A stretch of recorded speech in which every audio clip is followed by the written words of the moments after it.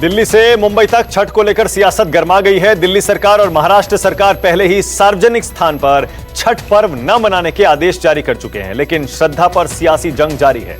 मुंबई में एक तरफ बीजेपी ने जहां उद्धव सरकार को निशाने पर लिया, वहीं दिल्ली में भी केजरीवाल सरकार बीजेपी के टारगेट पर आ गई। मनोज तिवारी कह रहे हैं छठ को लेकर केजरीवाल सरकार गाइडलाइन का ड्रामा कर रही है। छठ कल के पाप समझतनी मैंने छठ व्रत करे वालों के खाली सारा शक्ति लगा द। हमारी महिलाएं खासतौर से जाके पानी में खड़ी होती हैं छठ के मौके पे, अगर वो होंगी तो उनको नुकसान हो सकता है। जैसे 50-100 में से अगर 5 लोग पॉजिटिव हैं तो 100 में से जो बाकी 95 वो भी पॉजिटिव हो जाएंगे। दिल्ली में लोक आस्था के पर्व छठ पर सियासत चरम पर पहुंच गई है। दिल्ली सरकार ने कोरोना संक्रमण के फिर से जोर पकड़ने के मद्देनजर सार्वजनिक स्थानों पर छठ पूजा करने पर पाबंदी लगा दी है। केजरीवाल सरकार ने लोगों से घर पर ही छठ मनाने की अपील की है।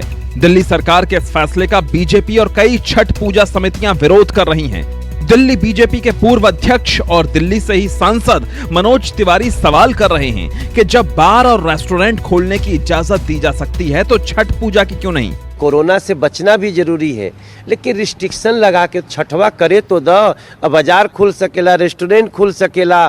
तो अरविंद केजरीवाल जी रहुआ दीपावली मना सकीला धूमधाम से, छठ कल के पाप समझतनी मैंने छठ व्रत करे वालों के खाली सारा शक्ति लगा द।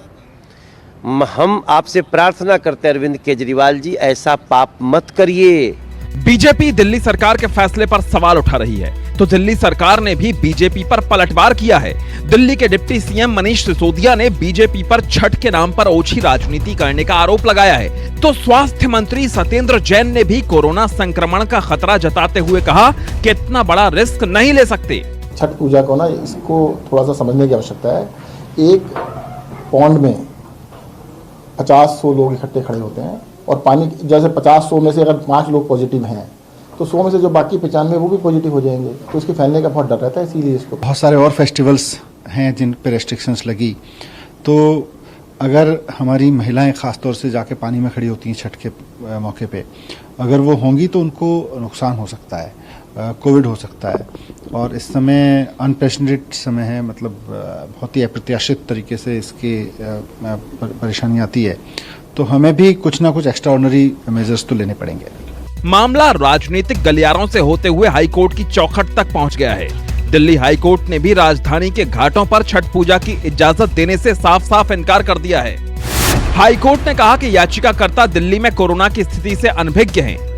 पूजा की अनुमति संक्रमण के सुपर स्प्रेडर का काम करेगी। किसी भी धर्म के त्योहार पर्व को मनाने के लिए आपको सबसे पहले जीवित रहना होगा। दिल्ली की तरह महाराष्ट्र सरकार ने भी सार्वजनिक जगहों पर छठ मनाने पर प्रतिबंध लगाया है। बीजेपी ने उद्धव सरकार के इस फैसले पर सवाल उठाते हुए कहा कि उद्धव सरकार का यह फैसला उत्तर भारतीयों के खिलाफ है। इस सर्कुलर का विरोध करता हूं, निषेध करता हूं। महाविकास आघाड़ी सरकार से प्रश्न पूछना चाहता हूं, क्या महाराष्ट्र में रहने वाले उत्तर भारतीय समाज क्या महाराष्ट्र के नागरिक नहीं है? क्या उन्हें महाराष्ट्र के अन्य नागरिकों की तरह अपने धर्म के निर्वहन करने का और पूजन पाठ करने का अधिकार नहीं है? इन दीपावली में वक्फ बोर्ड का किराया करोड़ों रुपए से बढ़ाया, मंदिर सबसे देरी से खुलवाए और अब छठ पूजा को भी अनुमति नकारी है। मुझे लगता है कि ये हिंदू समाज विरोधी सरकार और मुंबई महानगर पालिका काम कर रही है। इस प्रकार की आशंका हमारे मन में आ रही है। ऐसे सरकार का और मुंबई महानगर पालिका का हम कड़ा निषेध करते हैं। दरअसल कोरोना के बीच छठ पर्व मनाने के लिए राज्य सरकारों ने गाइडलाइन जारी की हैं। जिन राज्यों ने सार्वजनिक घाटों पर छठ मनाने की इजाजत दी है, उन्होंने भी घर पर ही पर्व मनाने की अपील की है, जिसे लेकर सियासत चरम पर पहुंच गई है। Bureau report, news 24। नमस्कार, मैं हूं मानक गुप्ता। अगर आपको हमारा ये वीडियो पसंद आया हो तो इसे लाइक और शेयर जरूर करें, और हाँ, हमें सब्सक्राइब और फॉलो करना ना भूलें ताकि आप देश और दुनिया की कोई खबर मिस ना करें। चाहे कोई ब्रेकिंग न्यूज हो या कोरोना वायरस से जुड़ी कोई भी अपडेट, पॉलिटिक्स हो या आपकी जेब से जुड़ी कोई खबर, इलेक्शन की कोई न्यूज हो, कोई कंट्रोवर्सी हो या फिर कोई वायरल वीडियो, सब कुछ मिलेगा न्यूज़ 24 पर। तो जुड़े रहिए हमारे साथ और देखते रहिए न्यूज़ 24।